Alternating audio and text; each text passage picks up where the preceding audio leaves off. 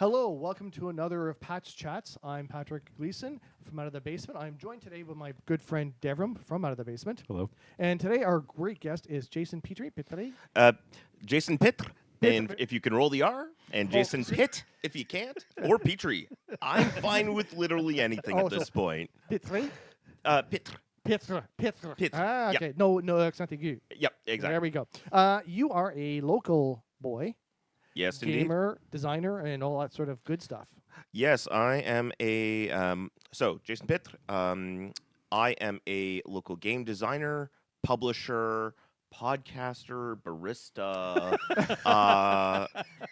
convention organizer. Oh, well, that's good to know. Um, We have things to talk about then. yeah, no, I do pretty much anything that is vaguely looking at a RPG. Cool. Okay, so you're a young puppy. Yes. So here's the terrifying thing. There are people approaching their 40s who were born in the 80s because time goes that way. Right. Yes. Thank you. Thank you. We're aware of that. Thank you. It's terrifying. Yeah, well, especially when you start realizing how long has it been since I've graduated university or high school? Oh, no, it can't be that wrong, right? That can't be. Yeah, no. Yeah. Yeah. So tell us about your company, your actual role-playing design company first. Sure. So, let's start with the background in that I started playing quite a while ago.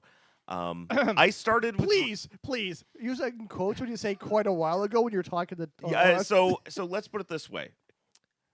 I am too young to have had RuneQuest as my first game, but RuneQuest was my first game. Wow. Oh my goodness. Okay, we know people that have been playing that for like decades. Yes. So yes, I started playing with RuneQuest. Did my thing. D&D Second Ed. Still my favorite, by the way. Wizards of the Coast. All of the World of Darkness. Right. Vampire, mage, Mage, demon, werewolf, demon. Dark Angels, Ages Dark Age, stuff. mummy, all- yeah. yeah. There's all sorts of good stuff They were there. an interesting system. Yep. Yes, that is a great way to describe it. Interesting lore, Yes. interesting fluff. Then you hit the mechanics. And those are hit and miss, but Mhm. there are some hits. Oh, there are. It just. Did you ever try to combine them together? Yep. So you know where that? Yeah, I can recognize that face of like, oh, it seemed like a good idea at the time. I mean, it could be worse. It could be Palladium. Oh, I have someone a else who s- I- knows Palladium. I have a soft spot for Palladium. It's still one of my favorite I have systems. a soft spot. It's an SDC soft spot. Right. So one shot in a laser, I'm dead. Anyone who's ever played Rifts would understand that joke. Yeah, Rifts is one of the worst ones because the power levels were just Insane. so insane. Yep. So naturally enough, after creating an entire campaign setting for D&D, the next great thing I had to do was to start hacking World of Darkness and try to design a standalone expansion Mhm. for the old game Demon the Fallen, Okay. because that game has this whole prehistoric war between angels and demons with a strong Sumerian influence to it, Sumerian Babylonian, and it was fascinating. So I teamed up with a friend and we started trying to work on that. No idea what we were doing, but we tried to model what we saw. Okay. Mhm. And so that was my first disastrously terrible, but very instructional game design. Well, they say it's important to fail because you do learn from failing. Yes. It was my first time of playtesting, Right. structuring texts and everything. So that was my foot in the door.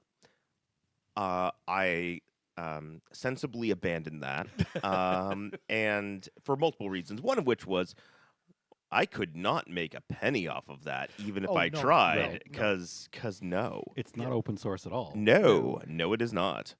I mean, you and your friends could love it, but it'd be like, Yep. yeah, I can't even put this on drive-through or anywhere. Yep. For No. anything. I did use it in my campaign though, That's good. for flashbacks. Ah, nice. Okay. So, But yeah, so after that, I finally decided that I was going to sit down and really design a game, do all the research, do the reading, and I started designing my first game, which turned into the Spark role-playing game, which I published in 2013. Oh, nice. Congratulations. And this is the time I get to announce it. It has now officially entered the public domain. Oh. I set my games, the ones that I fully publish and design, to go into the public domain 10 years after publication. Okay. That's very And nice. I have just hit that landmark. Oh. So I'm currently working on pulling together a systems reference document for Spark. Cool.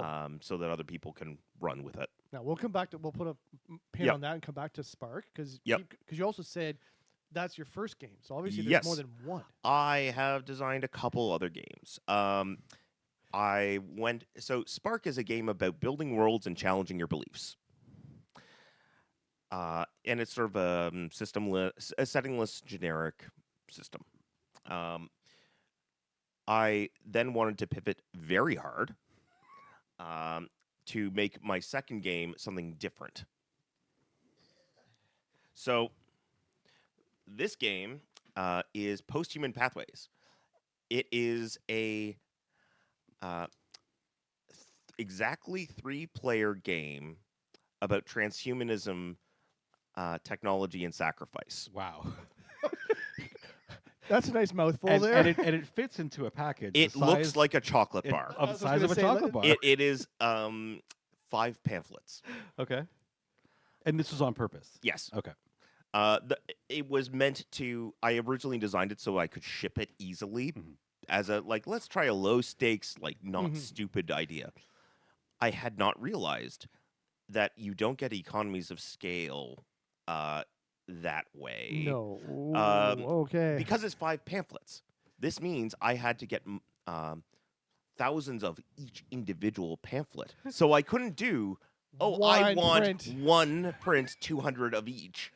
I had to do several, 2,000 copies of each of the pamphlets. Right. And then put them and together. And then assemble them. Oh, boy.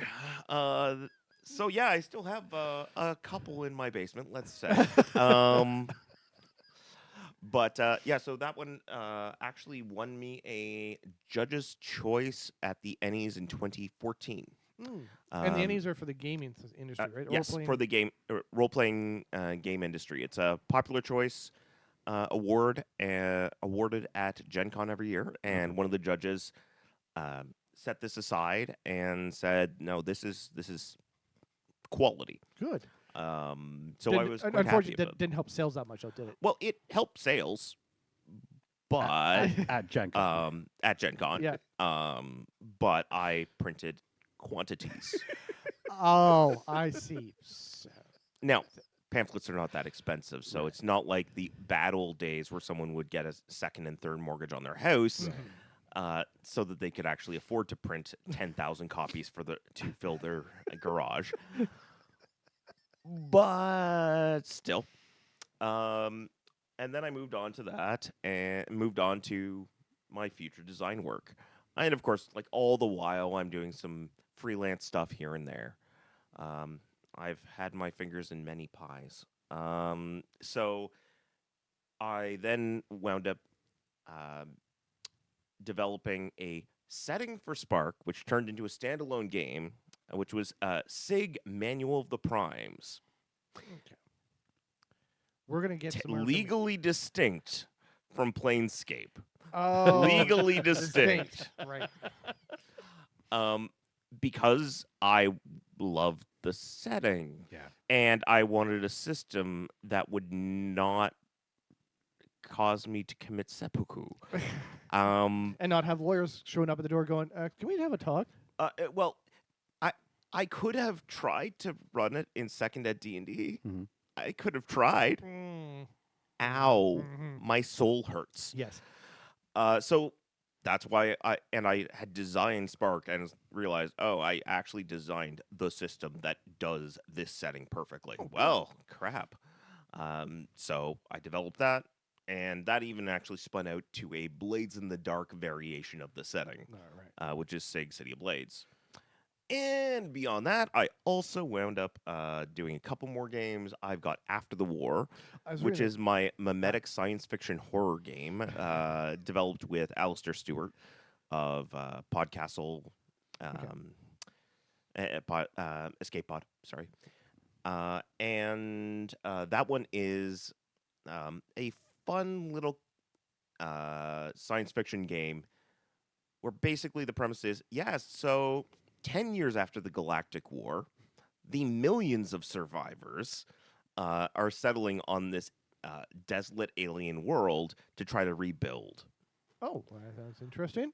After the War of the Song, where a mimetic virus swept through society and effectively enslaved people into the choir, this mindless invading force that was trying to assimilate everyone into its common song.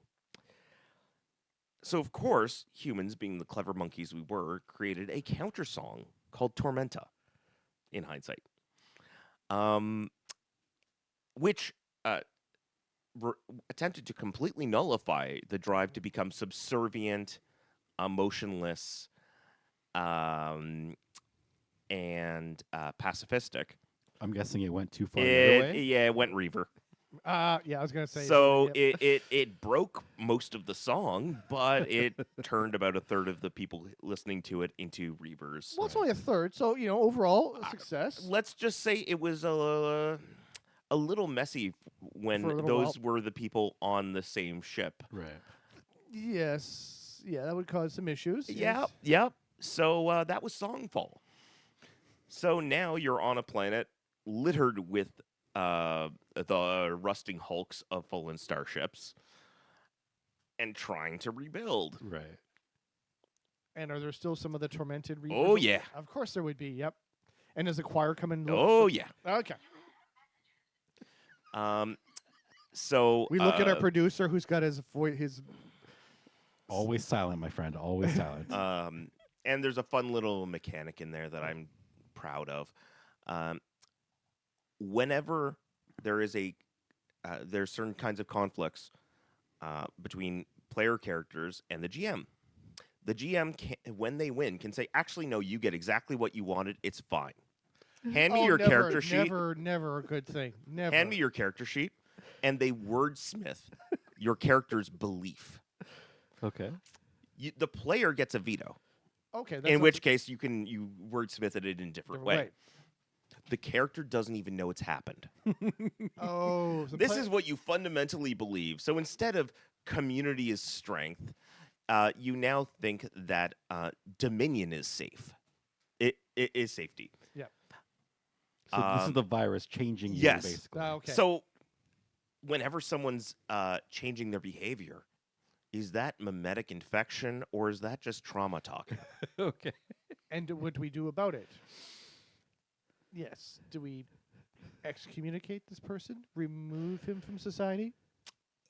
Yeah. So the thing is, it's not really a single cohesive society. It's a Right. whole bunch of settlements. You mean like humankind? Yep. So basically, you can kick him out and send him to another city-state.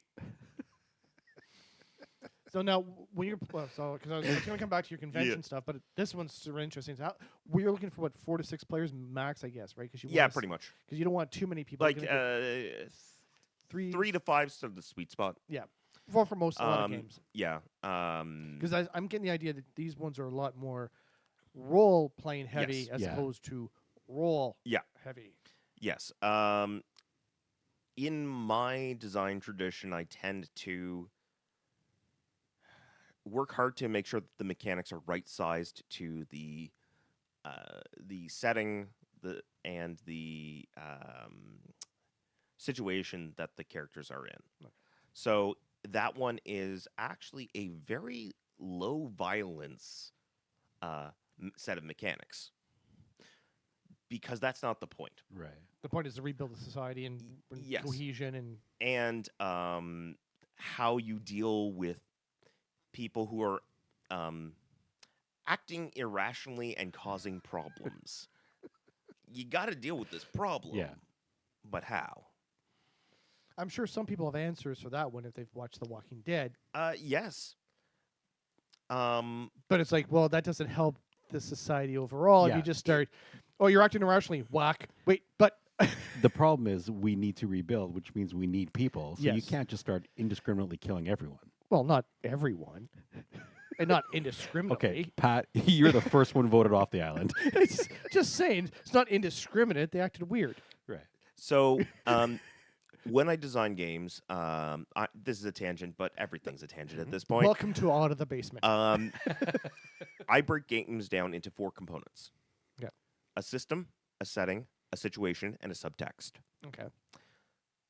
After the War is a game that is fundamentally at its heart. The subtext is asking the questions of how do communities of traumatized people manage to rebuild and form community despite their trauma. Their past and yeah. Because I was looking at things like large migrations of refugees leaving places like Syria. Mm-hmm. I was looking at certain other political problems going on in the world. And I was trying, like, how do we learn to look past our own difficult circumstances to try to build something that would respect everyone else's, where everyone else is coming from. Mm-hmm. And, like, how do we do that? I was going to say, even with players, you have that. Exactly. Fundamentally that. I try to design games that will teach the players how to be better humans as they play. So So you're designing games that are not meant for like the hoarders, The or hack and min-max, slash. the hack Yeah, and yeah. slash, min-max. You want the more esoteric type of player Exactly. that's really going thinking outside their box. They're trying like, okay, imagine yourself in this situation. Exactly. That's all of my games are designed effectively for philosophy majors when you get down to it. Hey, they have actually something to do with their degree now. Exactly. So yeah, Hear that, man? so that's what After the War is fundamentally about, and it's how do you there's actually cheat code. Oh, okay. If you want to get your way, negotiate a compromise so you don't have to pull out the dice. Oh, that's actually not Nice. too bad. That works. Because whenever you pull out the dice, there is a cost. Right.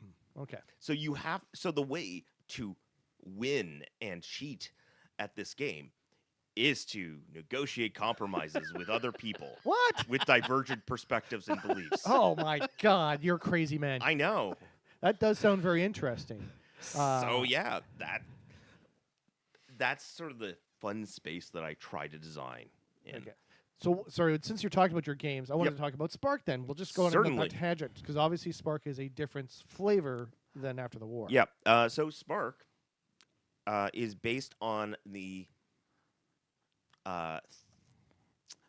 hypothetical situation where people would change their beliefs if presented with enough empirical evidence. But This is not the real world. I was gonna say- But if it was the real world, how would that work? Oh, so if you're actually given real evidence, Yes. real facts, real science. You would weigh the pros and cons and then decide what is best. Like, are you going to uphold or are you going to reject your beliefs? right. That was the premise. So Yeah. it's all about people's beliefs clashing with each other. And as a player, my job is to challenge your beliefs as much as I can, usually by trying to reinforce my own beliefs. Right. Okay. So how do you do so that in Spark, Yes. is there a GM? Yes, there is a GM. And basically, the way that you get experience is through creating situations where beliefs are confronted, either refuting or supporting. Okay. And you get the most of this if everyone has their beliefs and all of their beliefs explored. So it's reinforcing that this is the heart of the game. This is your motivation. Go towards this. Okay. That sounds very interesting. So, I know you're planning to give us some, maybe not a demo, but some stuff Yep. going through there. Oh, and one last thing, Yeah. because I keep on designing games. That's cool. That's great. Great. The other big publication I've got here is Palanquin. Yeah, so that was why I showed that one to Devrim when I was like, "Hey, this looks interesting." So Palanquin, the heir escapes a palace coup. She is a teenage princess who was in the kitchen at 3 a.m. When the palace coup went off, and she's the sole survivor. She fled the palace to her Aunt Beru's castle, and now she's telling Aunt Beru how she escaped with the help of some unlikely adults, unlikely rescuers. Hence the PCs. So one PC is playing the heir, and everyone else is playing a bearer. And all of the bearers are flawed humans. Exceedingly flawed humans. And as you go through the escape, the heir, her job is to judge each of the bearers and decide whether she trusts or fears them. Because at the end, she tells Aunt Beru what should happen to each of the bearers. Oh, Okay. okay. So if you're not one that she fears, is like, yeah, just come with us to the cottage. It could be anything from a noble title to a day's head start to a crossbow bolt in the back of the head. Yeah. So Our most sincere thanks is another good one. are the bearers pre-generated Yes, characters? they are. Okay, so there's set kind of stats and Exactly. motivations for each of them. So they all have secrets that you answer for yourself, Okay. and you try to let them leak out Through role playing. through role playing, but it's mostly an internal. So, what's the dark stuff in your past that you don't want the heir to know about because it's probably Very, going to very bad. result in said crossbow in the back of the head? Everything's fine. I'm good. Really. Trust me. Trust me. So we've got a magister, a veteran, a water knife priestess. Yes, she sacrifices people to the river goddess. A criminal, a like a scholar vizier type character, and they're all Flawed in one way. Or flawed in one or more ways. so this is more like a one shot. Sort of like- Exactly. right. So it's basically like, okay, get together, have fun. It's going to take 2-3 hours. You know. Yep. Usually in the 3 to 4 hour range. And I actually just reprinted it, so they're nice, shiny, full color books. But they're not booklets pamphlets? now. No, not this time. I learned from my mistakes. Yeah, but yeah. So those are the big ones I've done. I know I've also There's a whole list on here. stewarded a bunch of other things. I'm helping Noir World survive, and eventually give out all the copies. That one's got a storied history that we don't have time for here. All right. I helped do the layout and support for Red Carnations on a Black Grave, which is a game about the Parisian communes, which also turns out terribly for everyone. Aw, but it's a commune. How could a commune go wrong? Yeah.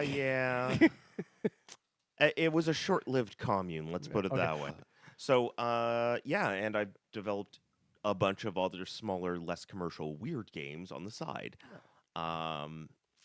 such as Lonely Timbers, my game about Lumberjacks. historical lumberjacks and masculinity.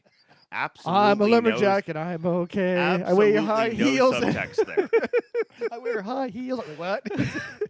Sorry, do not. Monty Python's pretty cool, I imagine, for stuff like that. So Yeah. And I've done weird stuff. I actually translated Palanquin into French. oh, that's right. Yeah. Yeah, exact. So I'm an Anglophone, but I have a strong French background. So working on that. Now, you also said you do a convention as well. Yes, indeed. So I am supporting Metatopia, which is a convention from the Double Exposure folks who also run Dreamation and DexCon. Wow, we and are First so out of date for Exposure. conventions.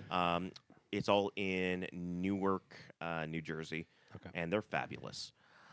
So I do my part to try to support Metatopia. Metatopia is specifically a game design and publishing professionals convention with play testing Oh, and industry stuff. I got to It's- get there for as an interview, just to do It's interviews. fabulous. Thank you, Gracias. Gavin. So that sounds really good. Then I'd love to get into that. Yeah, so I do that part time, and I'm also, I think I'm still technically the vice president for Can Games, a local convention. Yeah, I know Carleton in University. Ottawa. No, it's Well, it used to be a yeah, it used to be way back in the day. back in my but, day, in his day. it is a long running convention. Oh yes, Yeah. to it's the over. point that it had Gary Gygax for its 5th Yes, event. I was never there for that, but I remember like Can Games been going on for over 40 years Yep. now, and it's impressive that it's still going on. And I love those that people would love to get a hold of again and have sit down and have a chat with. Mhm. Yep. Because it's a fun convention. Yes, It's not that- and It needs to grow. it's cozy, but we're trying to make some structural improvements to make it easier for everyone. We had our best year ever this year in May, Congratulations. Yeah. which was very reassuring because this was after canceling for 3 years in a row. We know that one. to- We're involved with Canadian Tabletop Championship, which runs but this time it was before Can Games, Right. But now it's gonna be after Can Games. But we know like 3 year hiatus. Yeah. We're back, Yeah. Now so that's good. You guys did we well. were on the edge of canceling for 2022. I pushed that we cancel it. And I'm in hindsight, it was the best decision ever Oh really? because our convention would have occurred on the same weekend as the giant derecho that knocked out power in Ottawa right. for about a week. Or well, some places even And- longer. Yeah. Yes. The power went out on, I believe, the Thursday. Mhm. Our convention, we would be setting up on the Thursday, Yeah. running Friday, Saturday, Sunday. We could not notify our attendees that the convention it's was canceled canceled because because no- we wouldn't have access Just anything. to anything. I'm very glad we canceled that. Oh yes. That would have been such a nightmare. Yeah. Oh, yeah, good wait, God. well, no kidding. 'Cause you're like, yeah, everyone's back to the cell phones, going, please, I need to get a hold of this person. Pay attention. We don't have a website right now because no one can get to the website. Yeah. Yeah. Actually, this is off a tangent again. Yes. We do live streaming at events. Yes. Would Can Games be interested? Can Games would be supportive. Can Games, the venue has some challenges, which is the issue. Where are you guys now? We're at the Rito Curling Club. Oh, Oh, no, yeah, we- that's where we did CTC this year, and we did live stream for the entire weekend. Yes. So it's finding the right places and everything yes. for it. We'll take that off. Yep. Well, But Mark on that one and yep. We'll talk about that. But yeah, generally, so I'm helping wrangle that. And yeah, and I run the RPG Design Panel Cast. yeah. What is the RPG? So panel? it is a podcast presenting the very best recorded panels and seminars about game design and publishing. Oh, I love and that you when- have an elevator pitch for it. well, when does this take place? This takes place. So the convention is often in end of October, early November, Okay. and I just spool out the episodes weekly after the fact. Ah, nice. So I released one this morning, which From was last year. from 2 years ago because last year got canceled Right. for reasons. Right. So this morning I released one on Secrets and Powers LARPs, explaining what they are. I remember that's White Wolf did the LARPs big for Yep. Vampire and all that. Yep. And the week before that was Shipping is on Fire. Why? Amusingly, that one dropped a few months prior to the Russian war against Ukraine. Right. Because we were only dealing with COVID Right. and shipping containers that had Getting literally stuck. increased 10 times the price. Yeah. I was going to say getting stuck in a Nile. Yeah, that too. Um, uh, Yeah. board games had a rough run of it. Yeah. Yeah. they really Well, did. it's also because I know at that time period, comic books, because when the COVID hit, they realized there's only one distributor for comics for Marvel and DC. And I was like, oh, wait, maybe we should change this because they control everything. And they decided not to pay their vendors. Yes. Yep. Yep. That was exciting. That was like, yep. I remember comic book shops were like, I can't get comics in now because. Yep. Yep. So yeah. So So, the role- I've been running that thing for going on a decade at this point. Well, that's pretty cool. So who can get invited or partake? So in this? it's generally I take recordings from existing panels and seminars, and then rebroadcast them, host them, etc. Oh, that's- So a lot of them come from Metatopia. So Makes people sense, who choose to panel there, or who are invited to panel there, I curate it and bring the greatest hits. Right. and that takes no time at all. No, none at all. I administer a few myself in rare cases. For instance, there was a beautiful one that was by Vincent and Mackay Baker about Apocalypse World Mm. and powered by the Apocalypse. I know. Yeah, I've played in a different. Which one was it? Not Cult, but I think it was Cult, which was used in the Powered by Yeah. Apocalypse. Engine. It's a and nice engine. it's so it was a fantastic panel. It got mangled and didn't get recorded properly. Oh, So I re-recorded it with them. Oh, nice. That's impressive. So things like that. But beyond that, no, it's mostly someone else records it and I have to I do the other half of it. I call it the laziest podcast ever because I only have to do half the work. Right. Yes, but still, the It's editing. the is, important part. The editing is a lot of work. Also wrangling schedules. That I don't have to do that. Okay, That's the thing. that's true. That's I know what scheduling's like. Now you said you're married, Mhm. which is impressive for someone like geeks to fully. yes. Getting a supportive spouse is like very important for any of this sort of stuff. Yes. Is she a gamer as well? Or is she just, Yes, she is a board gamer primarily, Okay. and she actually won the Ticket to Ride championship at Gen Con Nice. several years ago. Wow. Nice. So yeah, no, she is deep in the train gaming world. Well, no, that helps, right? Because as Oh, yeah. opposed to sort of like rolling her eyes of like, yes, Oh, I'm you're married. doing your geek thing again? Yeah, Your exactly. Yeah, nerd yeah. thing? Yeah, she claims she's not a geek. No, not at all. Well, again, as we like to say, geeks has come a long way since when you're like, oh, you play D&D, as opposed to now it's like, oh, you play D&D. It's like, Yeah. oh, yes. Oh, please, can you invite me to your game? Oh, so yeah, I, yeah. So I get to play the game. Although I'm like, I play D&D if I have to. There's a lot better games out there than. I will run a D&D for you. Oh, first dad. It's a D&D. Oh, Look, there's many D&Ds. Oh no, I'm in an old school. I'm in an OSR one. Old school rules. Yep. Yeah, there's your mage with 1d4 hit points with no con bonus, with Yay. one spell at first level. Pow. Oh, Okay, you I'm- start I'm- at first level? Oh yes, yes, baby. Oh, you start before? at Oh, zero? yeah. Oh, advanced D&D. DCC funnels. Yes. Dungeon Crawl Classics. It's delightful because you start with 4 0-level characters, That have to make it through to. and the ones that survive get promoted to level 1. Right. We've had NPCs like that. Our game was like we'd have the NPC henchmen that carry our bags and survive. We'd give them a club, right? Here's your weapon. They usually make first level and they're like, I'm great, and then they then die. We're like, sorry. Hey, we need a new henchman. You want to be? Look, this other guy made a lot of money. Didn't he die?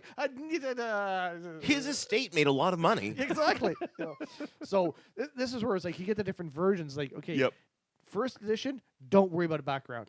Your character could die like that. Second as well. Second, less likely. This one, like Oh, the new one, I've killed many characters. oh, in I second. know. Well, especially like someone who's, I'm just gonna stand here, let the arrows hit me, and it was nothing, not a personal issue. They're just goblins. What could they possibly do to me? Plink, plink, plink, plink, plink. On a related note, I adore having kobolds, the most brutal, evil monsters you'll ever find. Oh, yeah. Because organization is fantastic, And well, again, and traps. see, because again, the new Straps. edition's more fantasy superheroes. Yeah. It's almost impossible. It's not impossible, but it takes so much more effort to actually, for someone to die.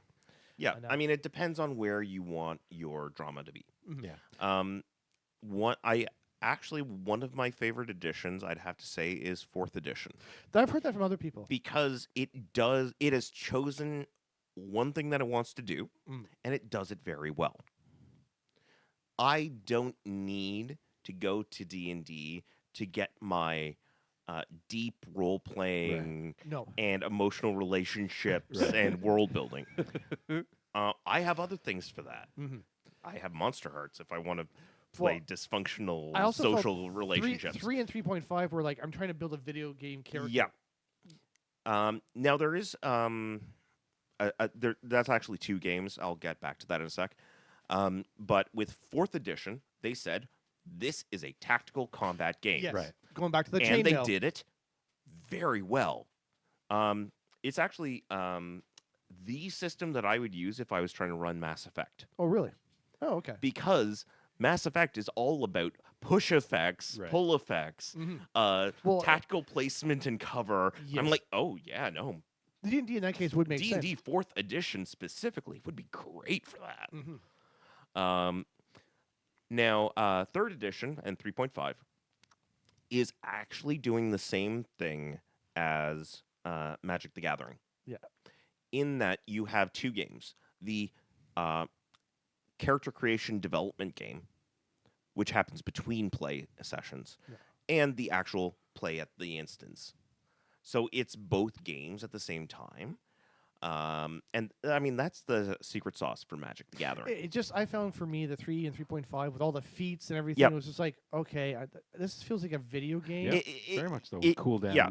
Yeah. So it depends on what you're aiming for. I find that there's a lot of potential with 5th ed. And it can be used in some impressive ways if used correctly. Yes.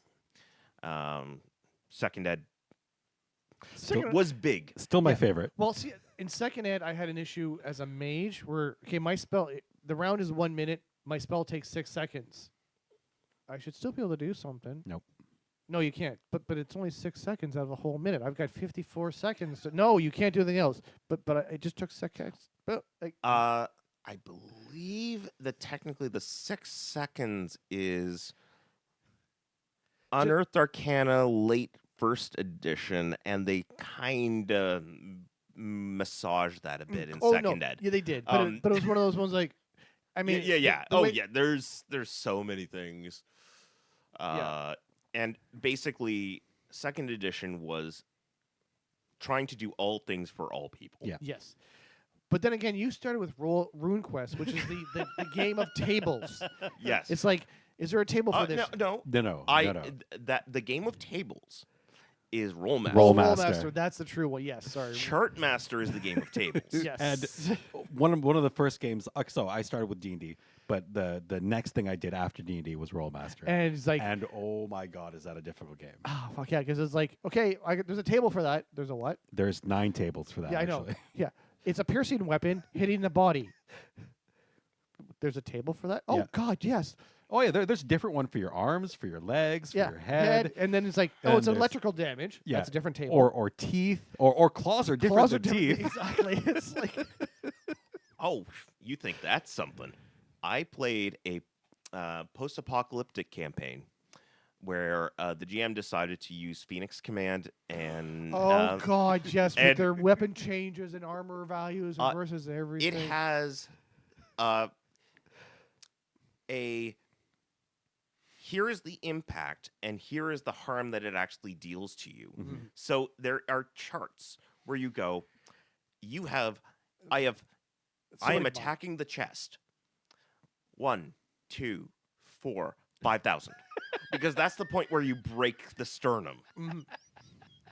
I'm Yeah. like, oh, good God. Yeah, those were the crunchy 80s days. Yep. Same as Aftermath. Yep. Yeah. Aftermath was another where it's like, because again, they went from real light to crunch, Yeah. and then people went, I Oh, don't. this is too much. I don't want math. I don't have to do math to play a game, And in those games, you needed to be able to do math. Mhm. Yep. I mean, again, they had their own flavor. And Oh, if you yeah. were if you were the right, cause we've played AD&D for Absolutely. years. If you were the right group, you just sort of like house rule things and like, Oh, yeah. we'll switch over. Actually, I'm going to talk about one just because you talked about the choir. And then there's a game that Devrim played with that I ran called In Nomine. Yes. In nomine Satanis Magna Veritas or Yes. in nomine Steve Jackson? In Nomine, the original, not Steve Jackson. Oh, brilliant. Well, it was the Steve Jackson one. Yep. Because English and Yeah. But it was still interesting. I 'cause wanted to hunt down Yes. the real French the real one. the French one, 'cause- yes, because I'm like I can read French. Yeah. I'm bilingual. So, but even the Steve Jackson one was Yeah. good, especially when, because in the game your angels usually you go for the angels, right? Yep.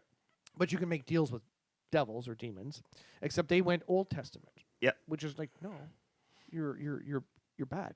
We kill you. But I can be redeemed. That's not my job. That goes someone else decides that. You sinned, I kill you. That's right. If you get redeemed, that's someone else's. That's not my department. Yeah. I'm here to bring down judgment. Yep. But I forget. Don't you forgive me? Again, not me. That's someone else. So it's fun.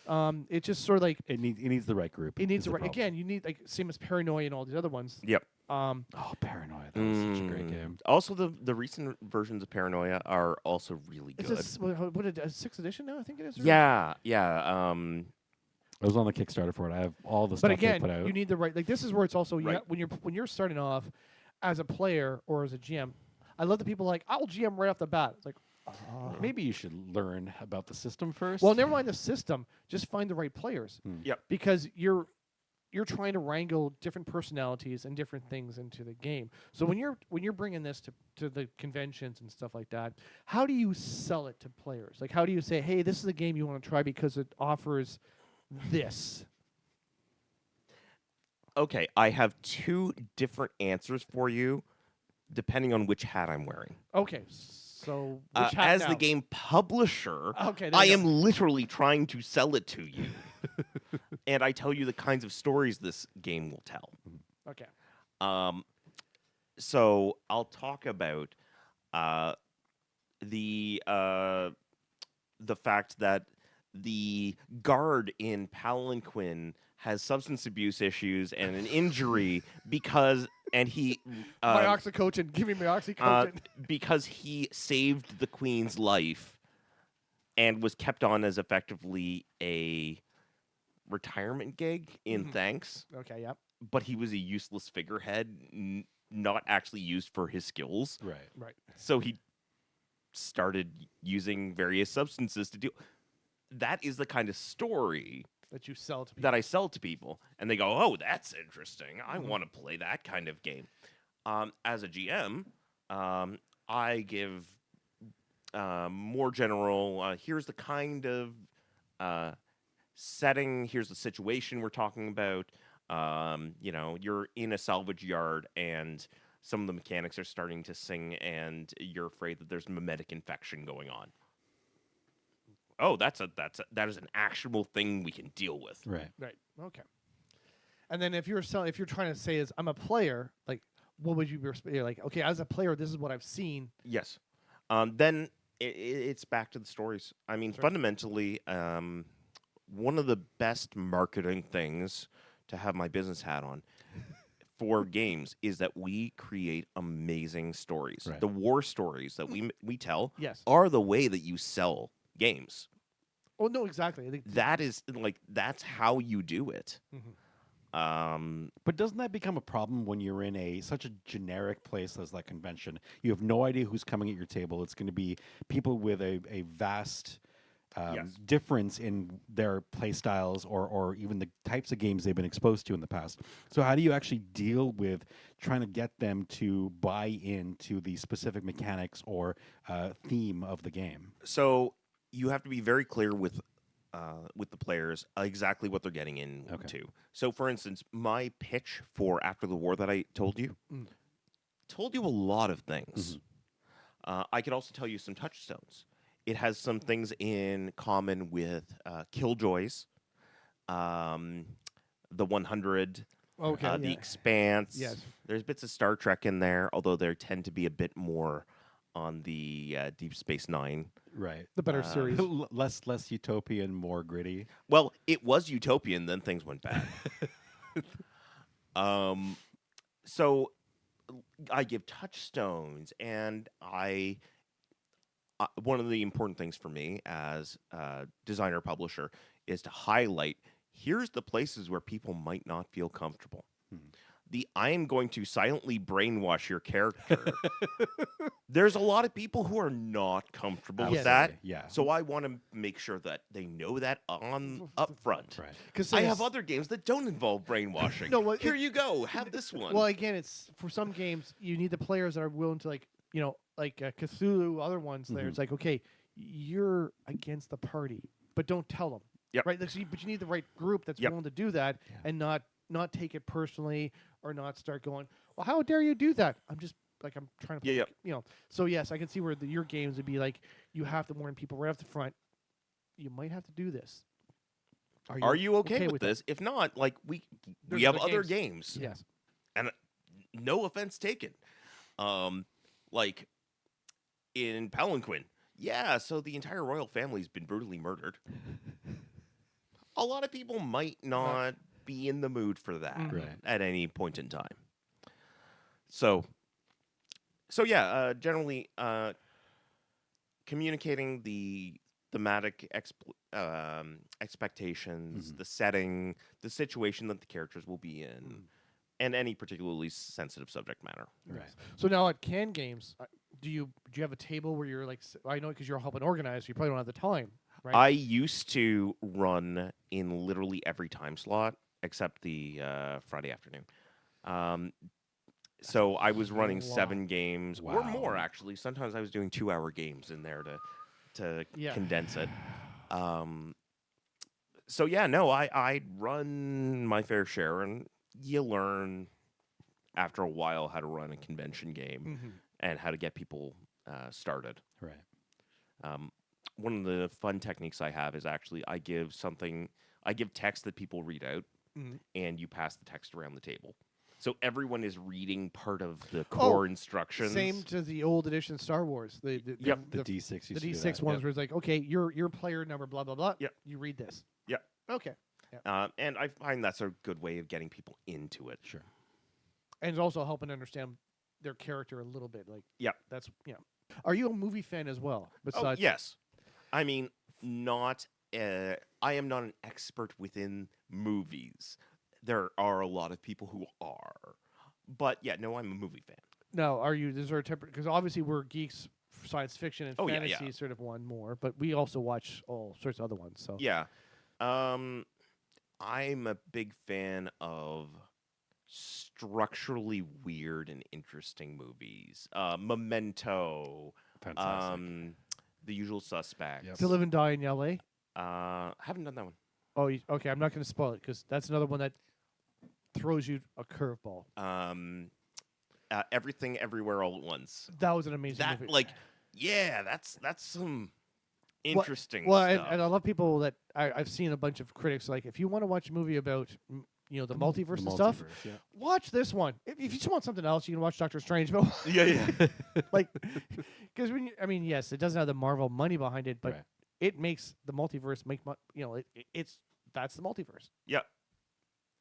It's fascinating. And it's deep too because it makes you think. And you're like going, what? How did it end? Did I get that right?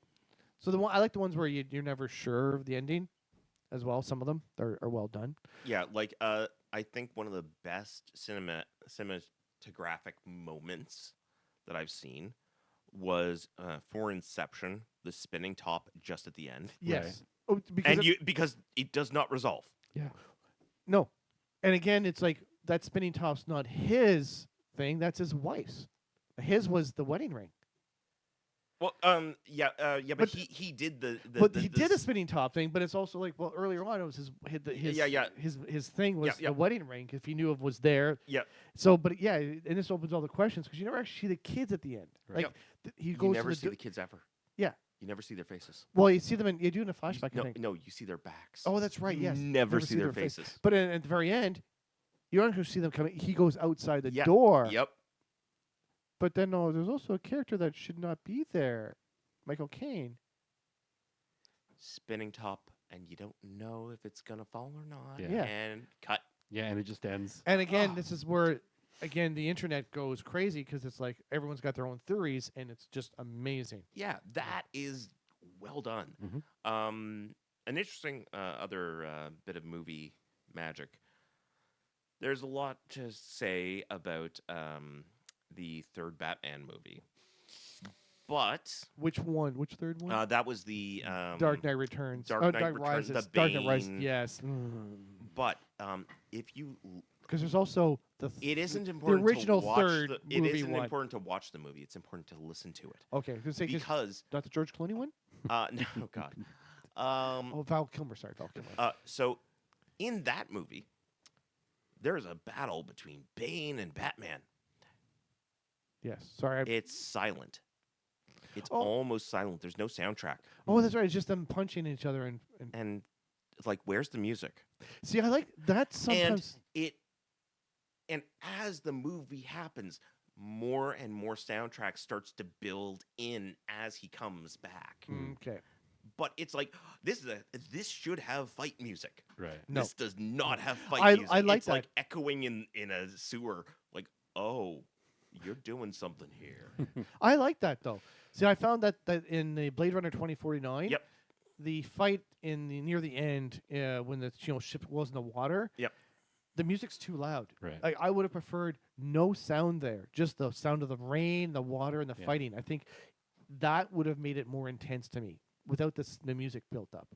Yeah, I mean, I can see both arguments. One of which is if you have too much, it is a sense of this is overwhelming. Mhm. And if that is the intended message that this is overwhelming, It works. it works. Yeah. So yeah, I look at fun structures. That's a thing I do.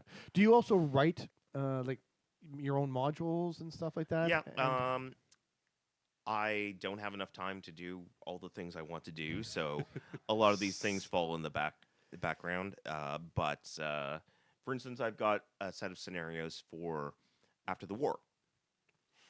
One of them is Alien Nation, which is James Caan, one of his great movies. it is a bunch of basically xenophobic Terrans Mhm.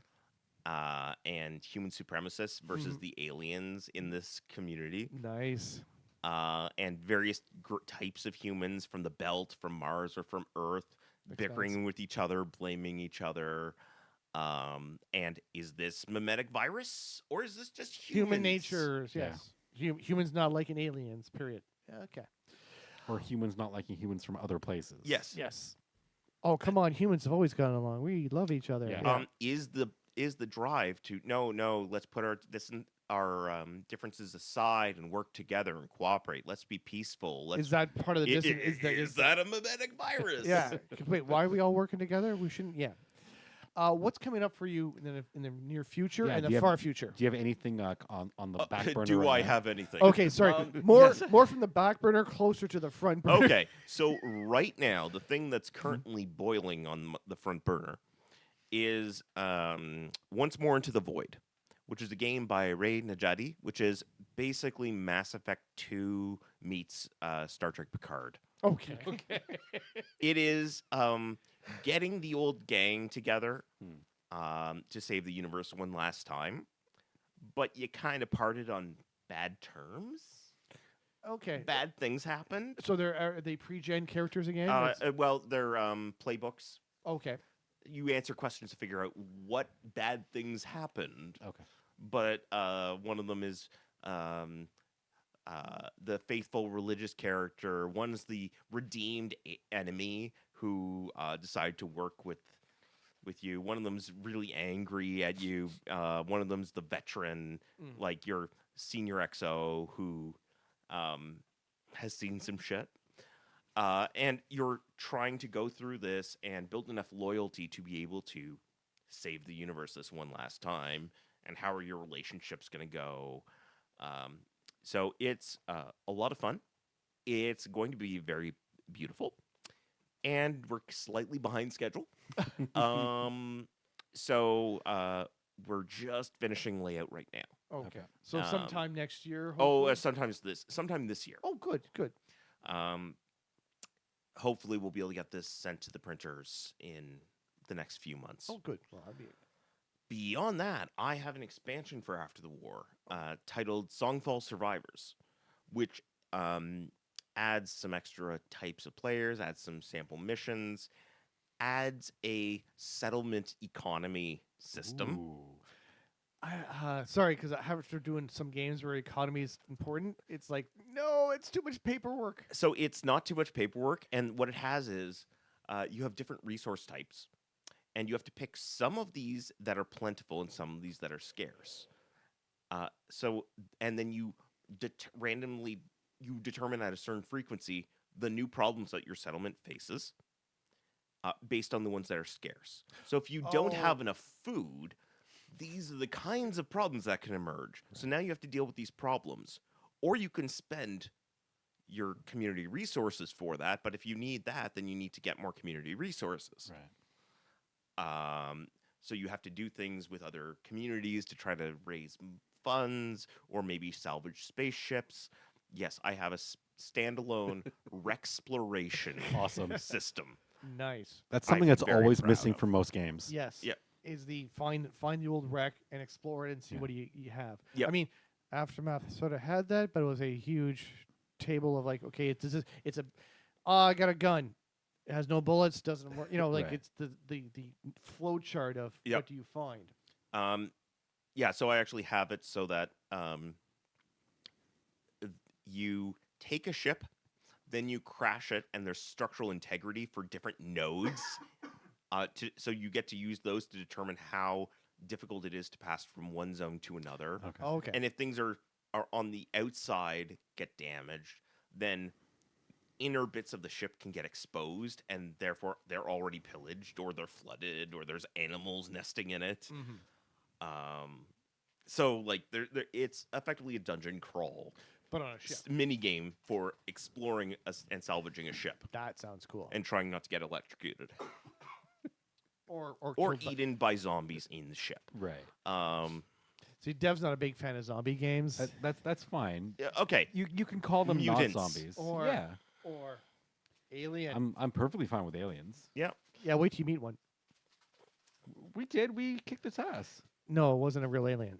Sure it was. It exploded and there was acid and everything. It was fine. We lived. Sure. Yep.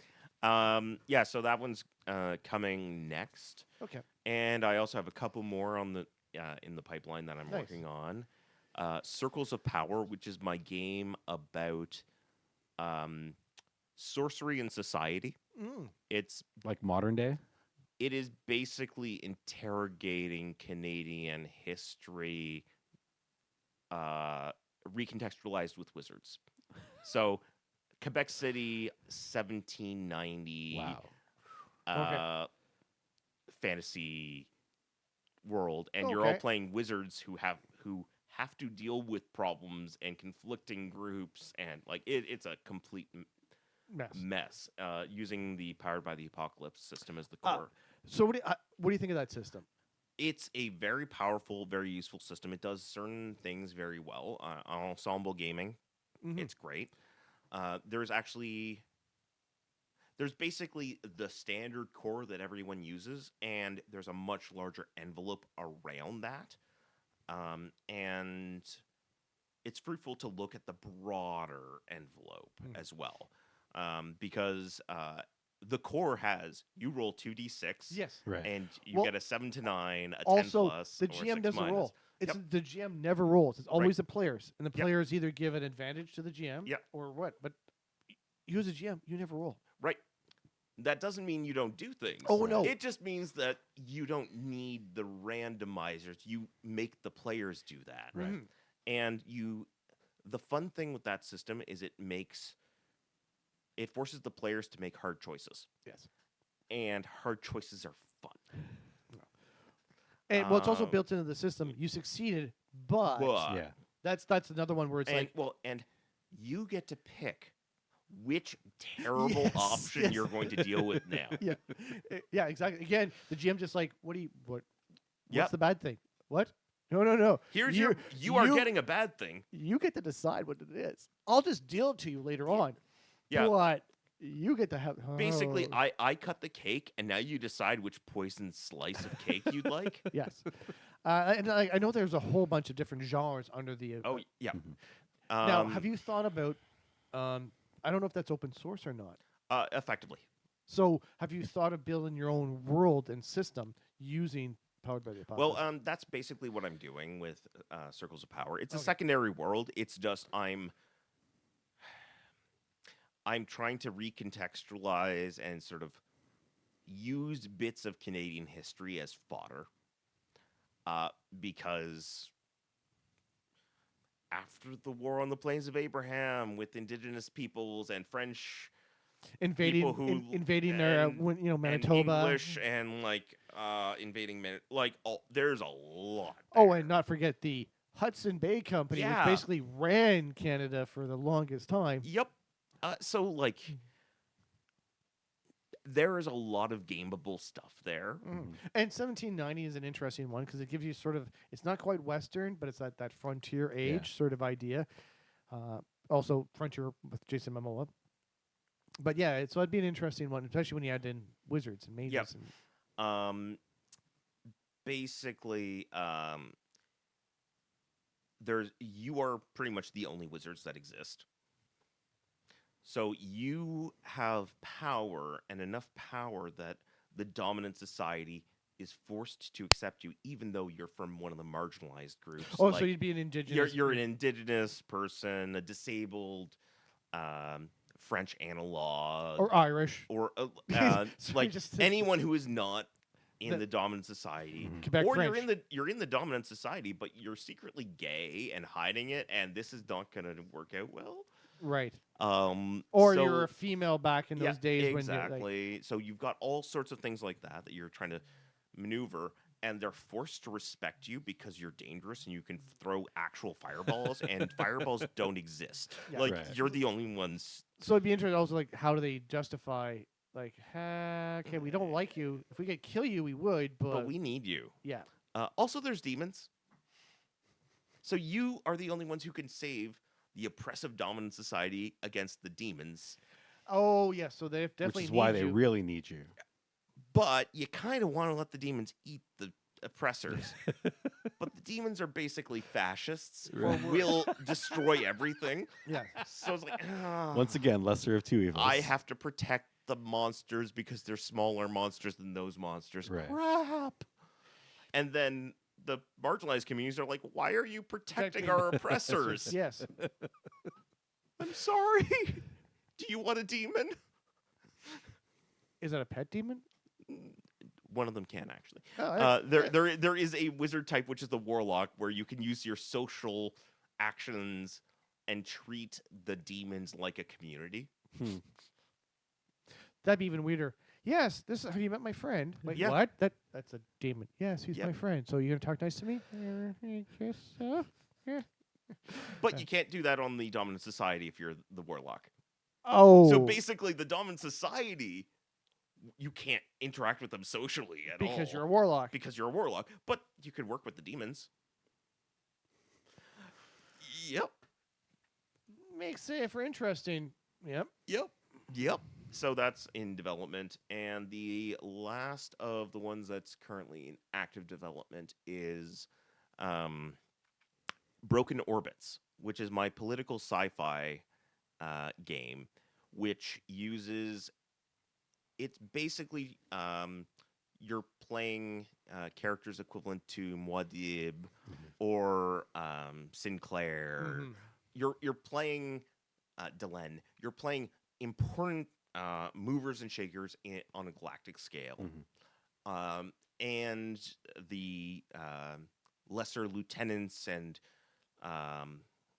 people of action in this sort of galactic political scene. And it uses troop-based play like Ars Magica. So you One of play, my absolute favorite games of all time. So you play as the speakers in the Galactic Assembly who can be really good at politics. Yeah. But if you need stuff done, They have to convince the speakers, the voices, who are the practical, like, I'm the admiral, I am going to go blow up your planet now. Right. You have to convince them to do things your way. So that you can win your vote over here to change the galaxy in the way you want.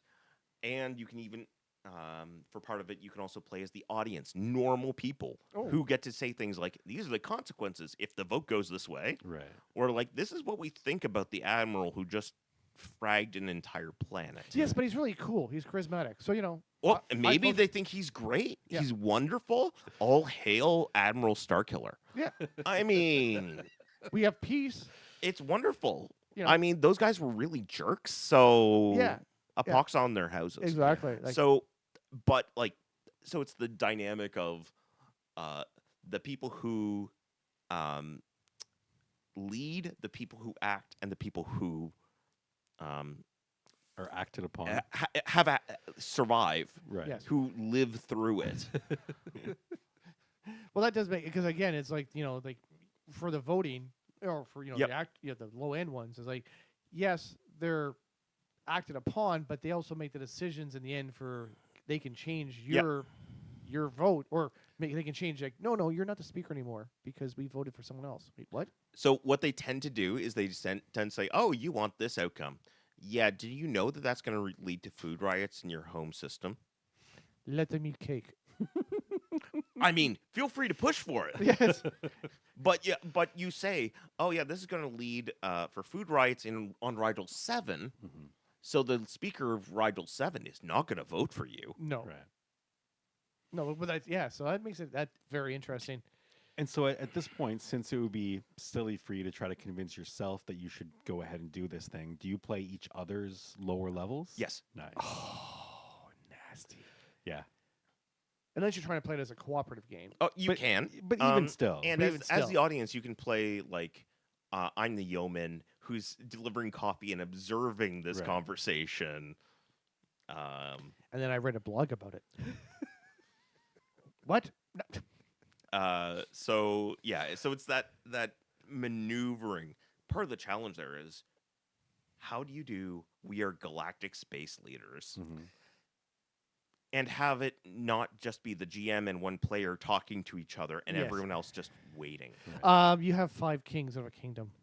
I've done that. Yep. Yeah, true. It's the same, like, Well, it was actually it's just because I ran a game where they eventually became in England, Britain. They became the kings in the area, and that's when they realized they're the guys who send the other people. Because you Yep. always, when you're doing D&D or whatever, it's like, Yep. well, you're going to see the king and he has this mission for you. You're like, why can't you do it yourself? Because I'm too busy. Right. They were now the guys doing, hey, I need this done. Yep. Here's some money. My mother went missing. Someone kidnapped her. I need you, squires, or you knights, Yeah, to find go her. and find them for us because I can't leave my kingdom, go and find her, and then put myself at risk.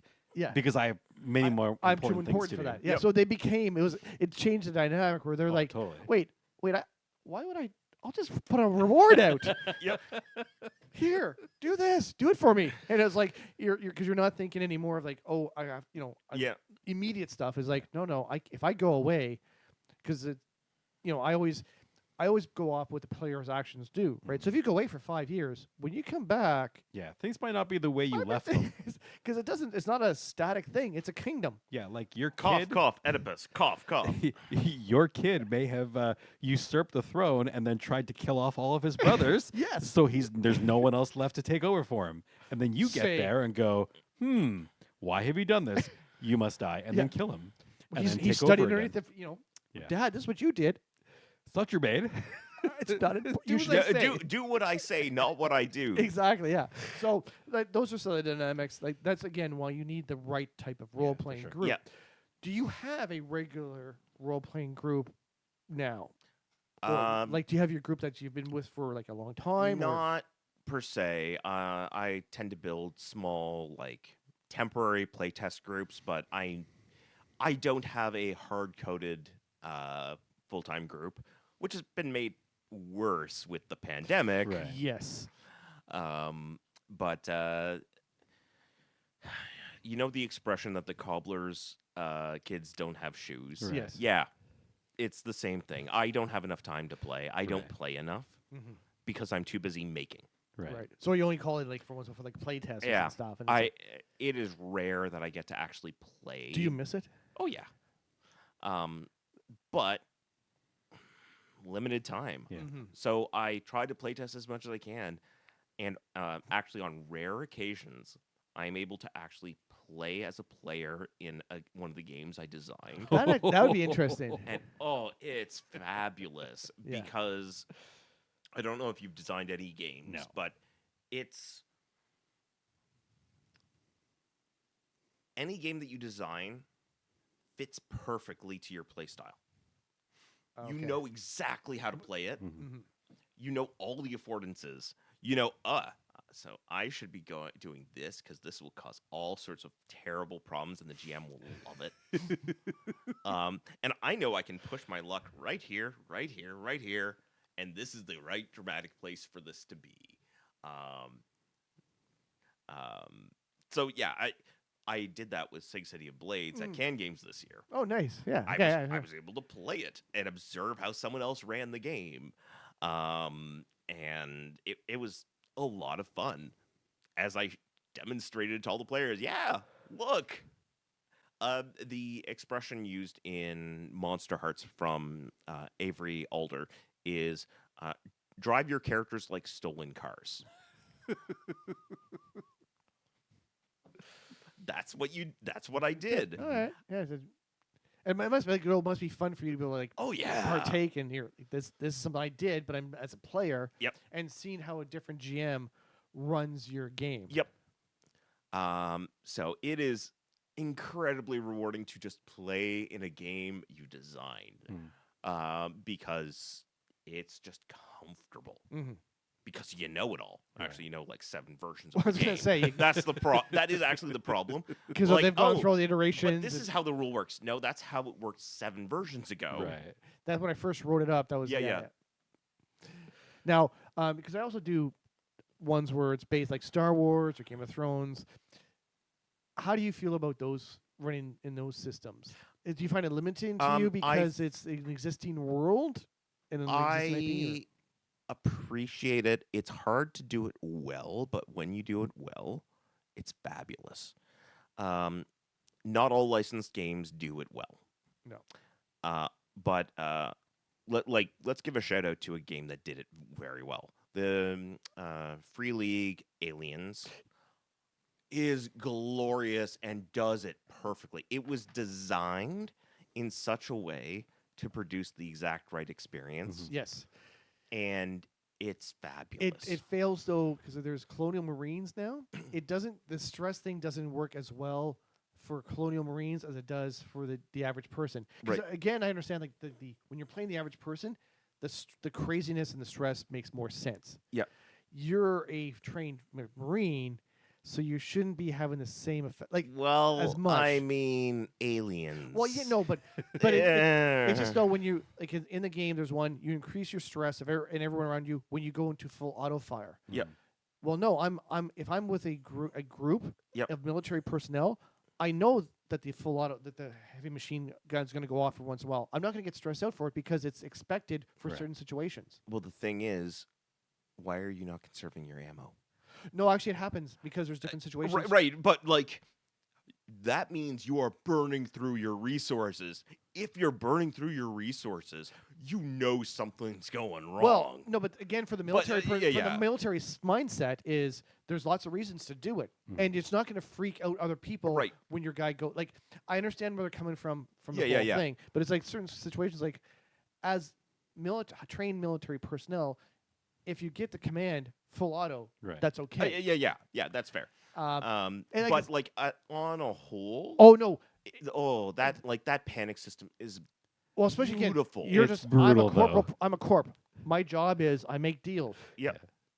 Oh shit. Oh crap! Why is some guy shooting his gun? Like that would Yeah. Yep.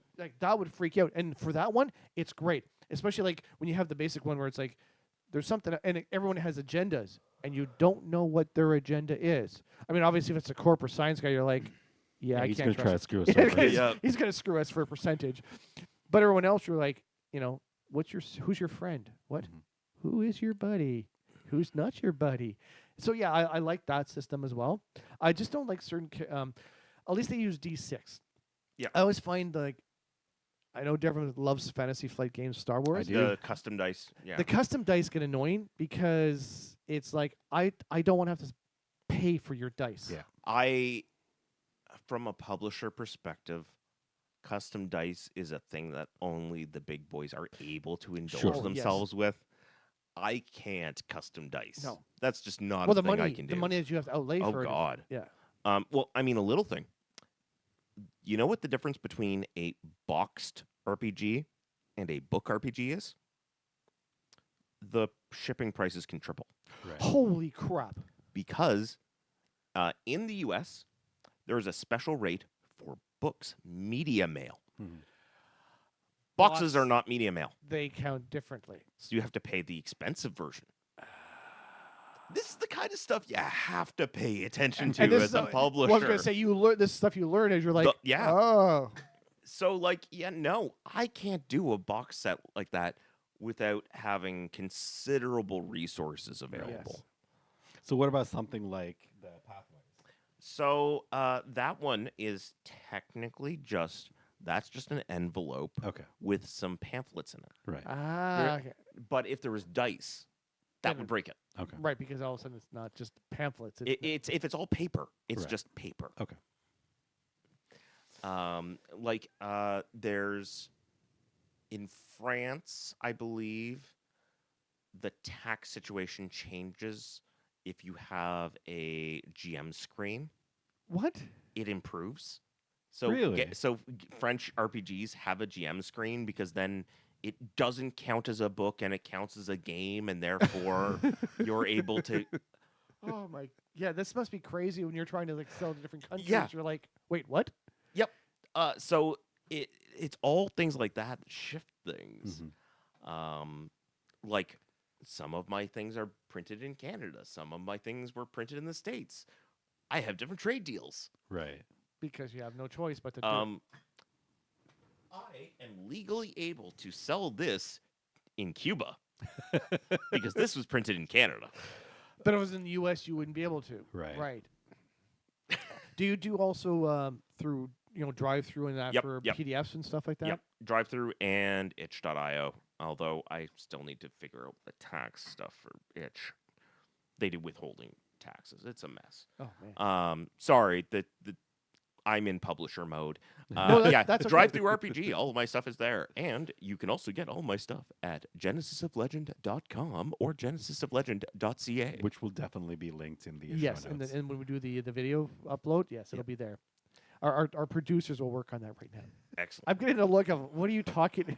Our Ooh, producers are what's looking at what's a website? He says. I've never seen the internet before. this blank look of like, we're not doing that. That's your job.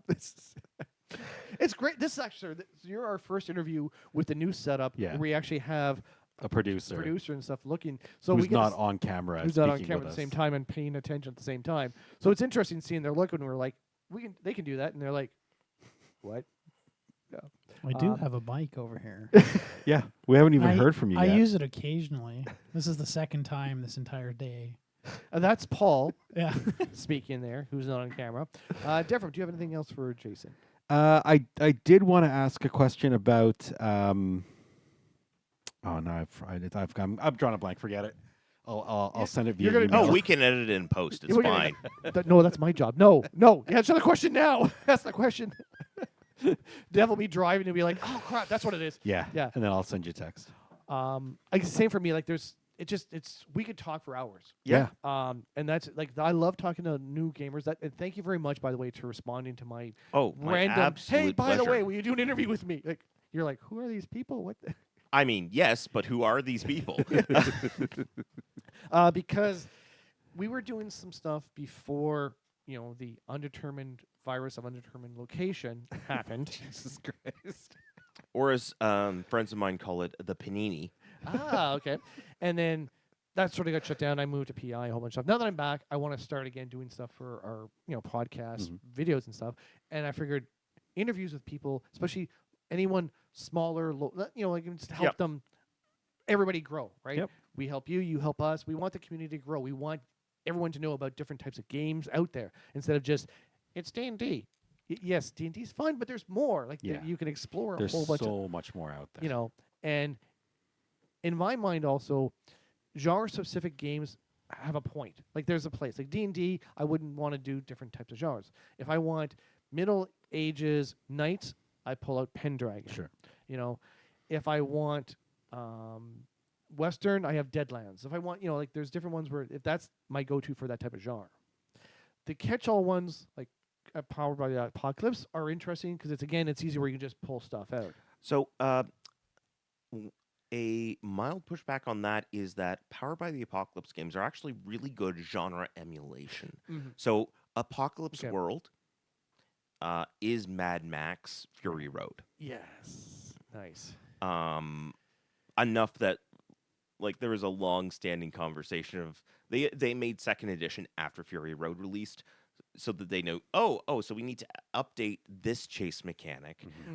We need to better reflect it, but it was 99% there. Okay. Already. So but by contrast, Monster Hearts is a game of monstrous teenagers and teenage monsters. Okay. So the teenage vampire going to high school with the teenage werewolf. Right. And they're terrible to each other. And oh, by the way, they're also supernatural horrors. Right. And they have a love-hate relationship. Yeah, the and they're all metaphors for different social problems of being a teenager. And the Infernal is actually an addict for infernal power. Yeah. Okay. So yeah, there's a whole bunch of them in that space. The Warren is Watership Down. Oh, nice. I noticed how they have a MASH one too. Yep. Mashed. Mashed, yeah. Where seriously, that's what Yeah, you're I got you. Yeah. Yep. There's Night Cult. Witches, which is you're playing the Russian female fighter pilots in World War II Right. against the Nazis. Oh man. That So they were. It's by Jason Morningstar, creator of Fiasco, and he's fantastic with that historical games. And one of the things the real world Night Witches did is the male pilots could fly in the day. The Night Witches could only fly at night because that's when things were available. So what they would do is they would cut their engines and dive down over sleeping troops, fire weapons, and then start their engines back take up. off. Okay. And of course, because you wouldn't hear them coming. You could, yeah. So just you're sleeping and then and then an engine goes off. So yeah, no, you just got attacked by the Night Witches. Nice. That actually that must be Yes. historically Yeah, accurate. it's a Now real I'll- thing. Now I'll have to check that out. And yeah, there's a ton of games. Actually, one of those games was produced by another Ottawa local. Oh. Wow. Mark Richardson designed the game Headspace. So Marco Rich. Mark Richardson. Okay. I'm making notes. 'Cause that's another person. I'm Green gonna try. Hat Designs. He's been a little busy to do more design work recently, but he designed this beautiful game Headspace, which is basically Day of the Triffids meets Sense8. Okay. So Sorry, it's Mark or Mac? Mark. So it's a cyberpunk game where all of you have gotten the Headspace implant, which allows you to share knowledge and skills and communicate with each other. Mm-hmm. Problem is, some of the emotional baggage comes along for the ride. So if you have strong memories about of grief associated with your parkour skill, then whenever I use your parkour, there's a chance that I'm going to get overloaded with grief. Right. Because it's okay. So I have to make bad decisions based on grief because to of me. vent the relation, Right. the emotions that I'm dealing with. Okay. Nice. Because if I don't, then bad decisions will be imposed on me. Okay. So, yeah, it's a lot of fun. Oh, and see, that's the thing. I love trying different games. That's the that again, COVID and all that stuff really hurt. Although now that it's sent us into like more of an online space, Yes. I find it easier to get like even a temporary group together, Yep. do a one shot, and then go off and do something else. Now, do you have anything like speaking of that, Roll20? Because I know Roll20 has the different game character Yes. sheets and stuff like that. So I do have some stuff. I have Sig Manual Primes is up there. After the War is up there. So how does that work for though getting up? Like, do you have to contact them and say, "Hey, I have a game"? Roll20 is a challenge. So Roll20, you have to actually design, like CSS and HTML sheets and with certain Oh. functionalities. I lack the technical skills Yeah. to easily do it myself. Yeah. So I've commissioned other people to do it for me. I'm also working on getting all of my games up on the Roll app Yeah, the new one? platform, Yeah. which is much more intuitive to make character sheets. Okay. Dramatically more. The only reason why I don't have them all up right now is because I'm busy for some Well, reason. what are you doing? What are you doing with your life? Oh, yeah. Oh, plus I'm working full time. Of Yeah, course. that's Right. that's like I know what that's like when you're working and people are like, why isn't it done yet? Okay, I work full time. I do it all myself. So your video will go up when it's up. I mean, Yeah. I don't want to tell people. Like, it's just like I work full time. Yep. I do other stuff. I'm not being paid. Like we're Yeah. not paid for this. Oh, yeah. Like it'd be different if I was getting a whole bunch of Patreon. Like yeah, sure, I could if that's all I'm doing for Yeah. no problem. But if you're doing everything else as on top of that, it's like yeah, I'll get to it. And for kicks, I'm also taking some university classes as well. Well, But, why not- just on the side. Why not just overload yourself? You Yeah, know? yeah. So you're gonna have a kid soon too? Then just might as well fit the whole thing. You know? Just pile it up. Yeah. yeah. So basically, there's a bunch of local creators. Yeah, I know. I sent some out. There's a bunch of people out there. I didn't realize how. Ottawa is rich. Yeah. So we even have. You're aware of Dyson Logos. No. Dyson Logos is one Gavin, of can you the make note?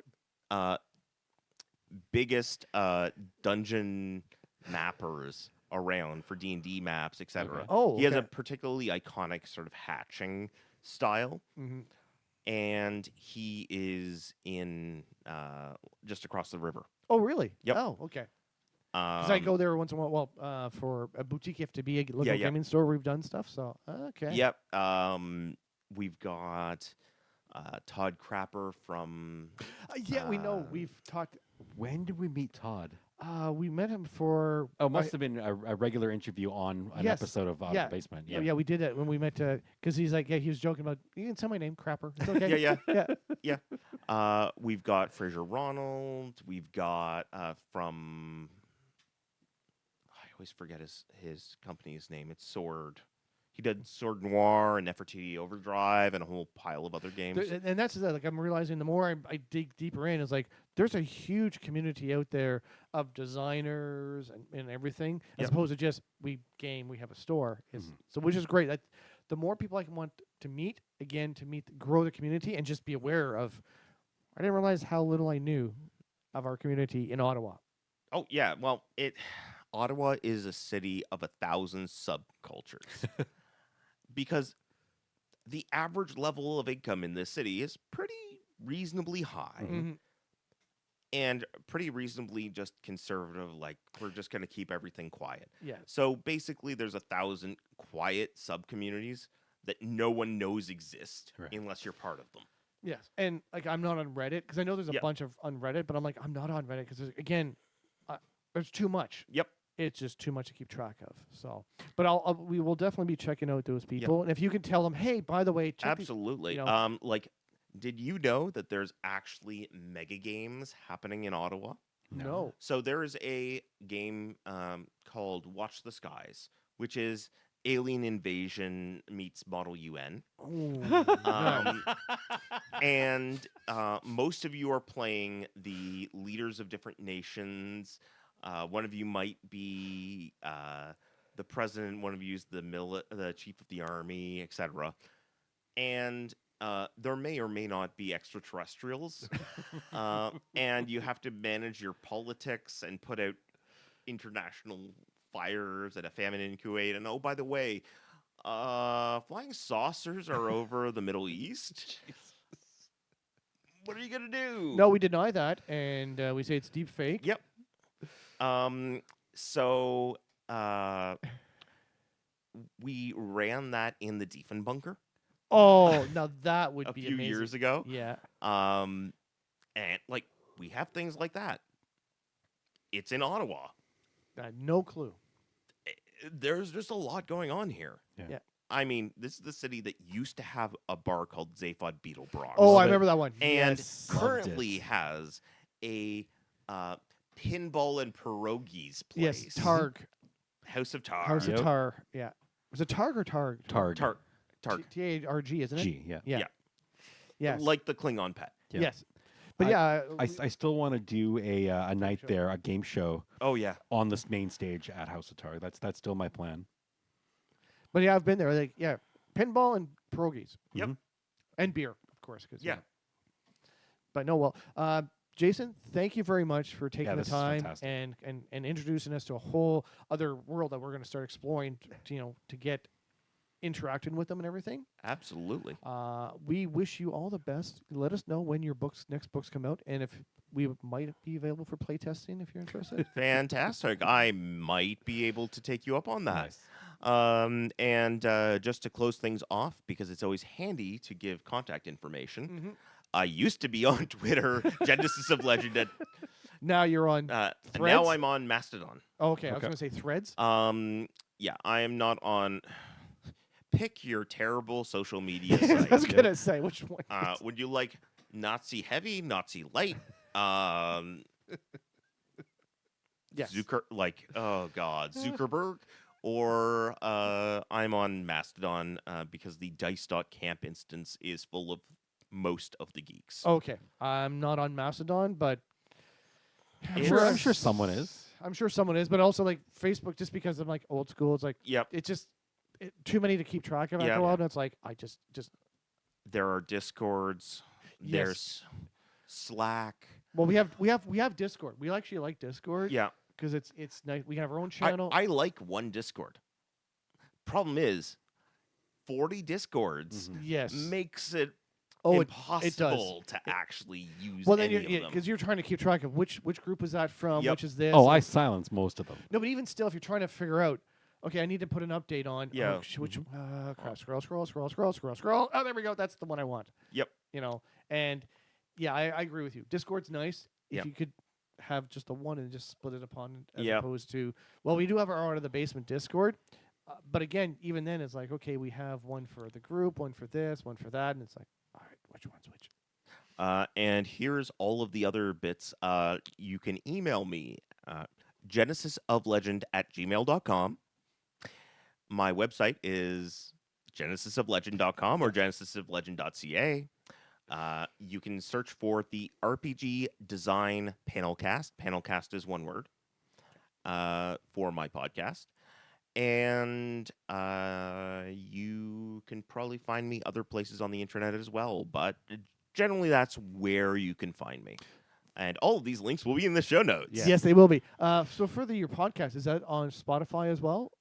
Yes, I believe it is on Spotify. It is on Apple Podcasts. It's in YouTube podcasts, whatever they're calling it these days. Yeah. So you can find my stuff fairly easily. We would definitely put links up there. And I'm on DriveThruRPG, Right. and I'm even on Itch. So go for it. Now you're giving me lots of work for afterwards because Yep. they're just like, hey, we're recording it, dude. You're going to have to fix all this later And on. That's right. Kickstarter, and yes. you can see all my Kickstarter campaigns. Yeah. Okay, you can Uh, stop there. That's enough. Yeah. So once more into the void will be coming soon.